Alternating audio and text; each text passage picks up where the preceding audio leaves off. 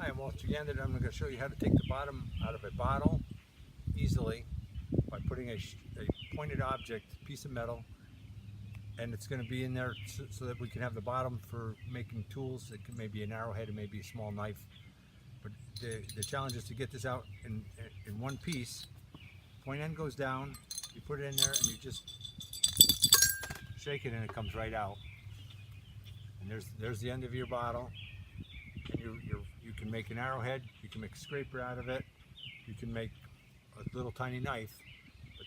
But you have a nice clean bottle. You have a little funnel here if you want to use it for a funnel. And this is how to take the bottom out of a bottle. Here's a jar bottom that was knocked out, and I'm going to show you how to work it, how to work this glass so it can be nibbled down. And we're going to nibble the edges with two tools. I'm going to use this rock. Just a little bit of a pointed rock right here. I'm going to be using that tip to nibble off little bits of the glass. And this is a pressure flaker. It's just a nail in each end. This end has got a little squared edge. I took the roundness off of it so it's tapered down. And the other end is made to like a flat of a common screwdriver. So it's just a flat little edge. And I'm going to use that to help me nibble parts of it. First, I have a piece of foam that was used for wrap around some package that came. I'll use this, or if you don't have that, you can use a little piece of leather. You can take the tongue of your sneaker, an old sneaker that you're going to throw away, or tongue of a shoe, a piece of leather off your shoe. You have options there. You're going to want a piece of wood. This one has little grooves going down in it. That's handy, but it's not necessary. But what I'll do is I'll set a piece of glass here, and if you can zoom in, I'll try to show you what I'm talking about. There's a little lip curled up here around the edge. Before I can get this down smooth, I smooth this edge so it's coming down to a sharp edge now. But there's little parts that are curled up here.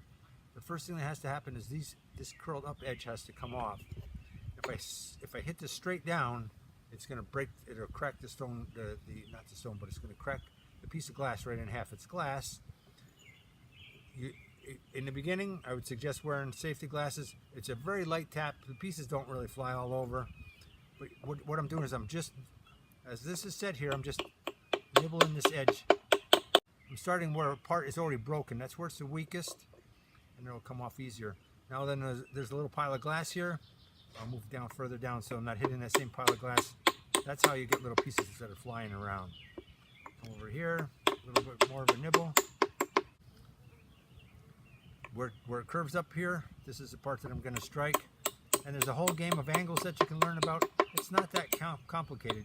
Just keep it simple. It's little nibbles that I'm taking off the edge here. You're doing a little bit of a peck. The bottom is tipped up. About 30 degrees. This would be 45. This is about 30 degrees. It's tipped up.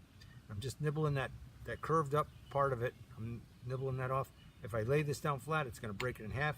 If I turn it over, it's definitely going to break it in half because this is a little bit of a concavity out to it. So it's the exact same technique.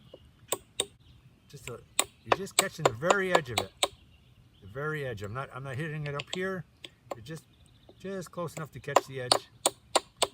This is not bashing the stone, or it's going to break it all into pieces. Okay, what I've been doing is I've took off the edge and I'm nibbling it down so that I'm going to make this will be an arrowhead. If you look at it from the side, it's still got a little bit of a curve to it, so it's going to be a small point. It's going to be a little bit bigger than my thumbnail. It's going to be a nice little point. People used to call them a bird point. It was actually a hunting point. But the technique for taking this down now is I'm no longer have it set on here. You can have a little piece of leather. You can have whatever to keep that from striking your fingers, and you're just doing a little rake down like so. So I'm actually raking along the edge. I have one of my edges of my stone that I'm striking with. I'm not striking with a tip anymore. I'm just raking along the side like so.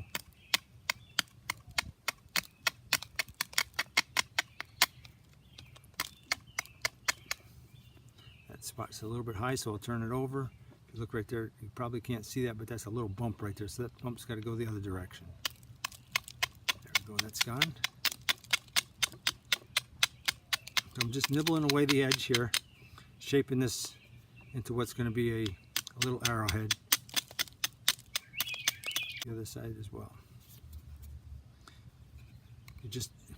It's not a strike down, it's kind of, I start it down and then I push it into the edge. Not too hard, and I'm not squeezing this piece of glass really hard. If I squeeze it really hard, it makes a place where the fracture line can run across it. So I'm just holding this enough so it doesn't fly off. Okay, and the bigger one, it's the exact same technique. This is going to be a little knife. I'm going to do the exact same technique. What I'll do is I'll run the stone along the edge just to dull it a little bit so it's not as sharp. It doesn't want to cut me. It also gives me a little bit firmer of an edge to strike on. Okay, so I'm going to hold this like so, a little drag down, using the edge of this little corner of the stone. Nothing fancy, it's just a stone that I picked up.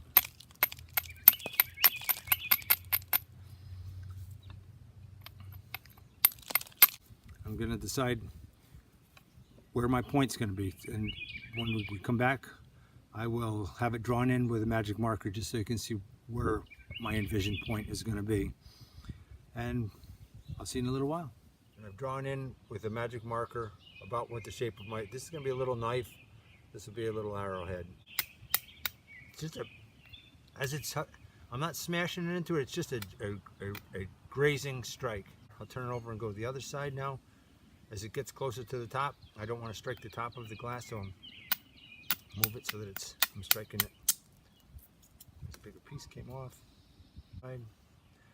Before I turn this over now, because this is getting to be pretty sharp and it's getting to be small, I don't want to cut my finger. So I'm dulling the edge by scraping it like this. Turn over, I'm going to do this side. Not squeezing it real tight. If I squeeze it tight, I'm creating a spot that the energy is going to, it's a shock wave that actually makes these chips come off.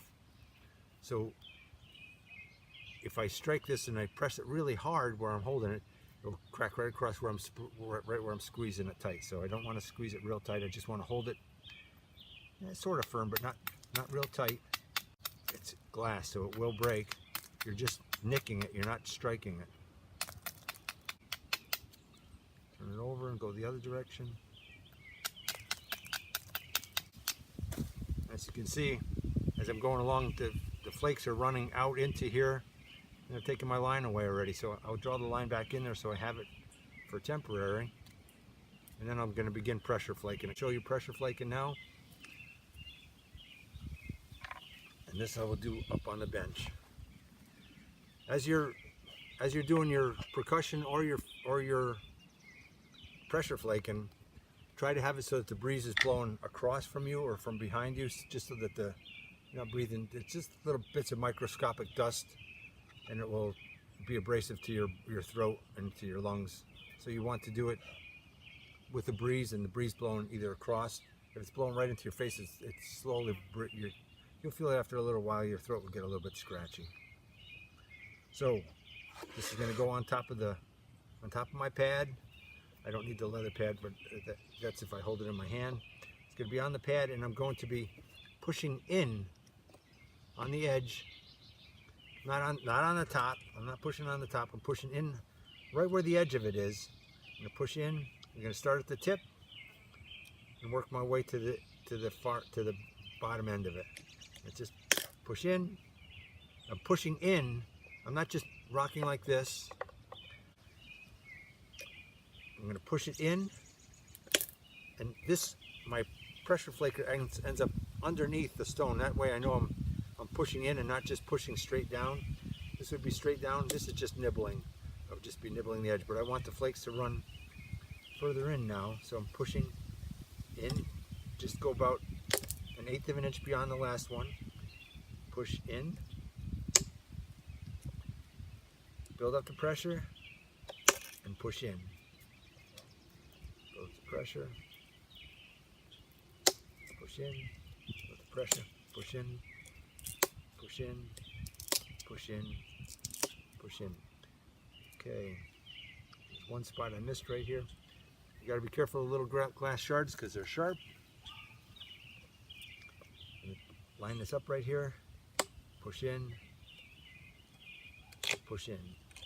Remember, this is glass. All these little pieces are little pieces of broken glass. They will cut you. So shake them off, get them out of the way. I'll do the other side. Actually, I'll dull this first on that side that I just did because this is sharp.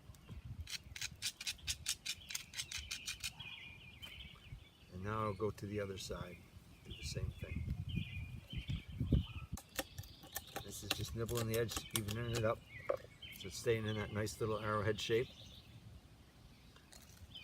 And you just continue doing this, shaping it down, and I will show you on this one here, dulling the edges just a little bit so that they're not razor sharp and I don't get cut. Start here, push in. If it doesn't go, there goes 1, there goes 2, 3, didn't go, 4, pushing in on the edge, and doing a little bit of a twist with my wrist and down. It makes the flakes come off. Push in, that one crumbled, push in, there we go, down, push in on the edge, down, in on the edge.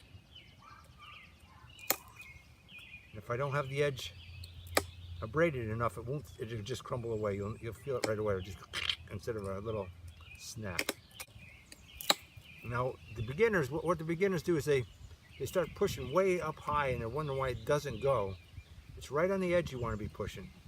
Push right on the edge and push in.